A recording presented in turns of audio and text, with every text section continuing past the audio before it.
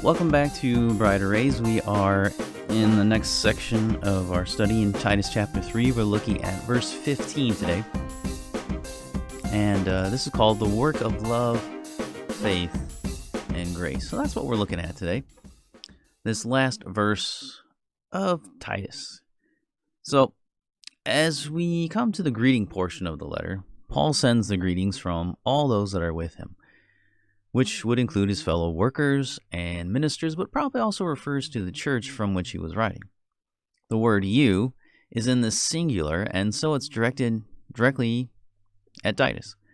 Titus was a well-known and beloved minister, and many would have been invested in his work and his well-being. What an encouragement it is to this young man fighting in the trenches of ministry to receive the greeting of all his fellow ministers from other parts of the world. This is a good work, and one that no doubt was appreciated. Sending these greetings, saying, hi, we care about you. This is important, especially for those who are traveling about and ministering, and they're away from home. They're away from maybe other believers that they know, and it's good to send your greetings to them. Especially nowadays. We don't have to send a physical letter anymore. You can send... you can send an email, you can send a text message. So there's really no excuse for us not to do this kind of good work, sending those greetings to people. Next is Paul wants Titus to convey their greetings to some other people. But Paul is specific here. He does not want Titus to send greetings to all on the island of Crete, or even to all those who are in the church. But he says to the believers, those that showed that they were in the faith, not merely by speech, but by action as well. This is what Paul had talked about earlier in the letter about the false teachers and the Christians in the church. They would receive no greeting from Paul and the other ministers. They had already received condemnation. Remember, they were self-condemned, and he was just, putting a stamp of approval on their condemnation. And so the greeting of Paul and the others would go to those that love them in the faith. That's what he says. And so he's narrowing it down. He's not like, don't greet everyone in the church. He says, just greet those. You send our greetings to those who love us in the faith. Now, the letter would have been read out loud in the church.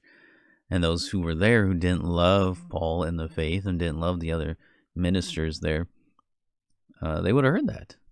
And they would have known, is he talking to us? Is he not greeting us? Because we don't really like this guy.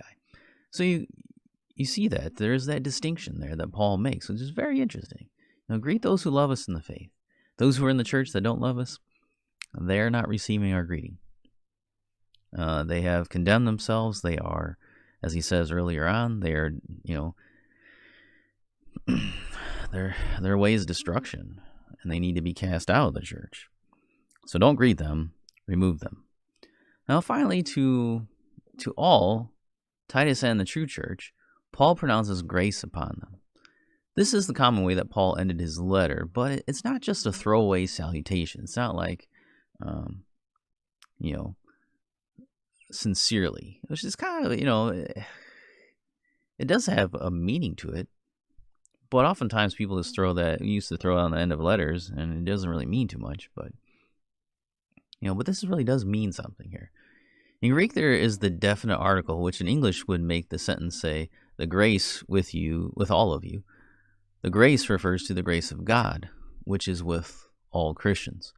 God's unmerited favor is what saves and keeps each and every Christian. This is the perfect way to end a letter, reminding the recipients that God's favor is always with them.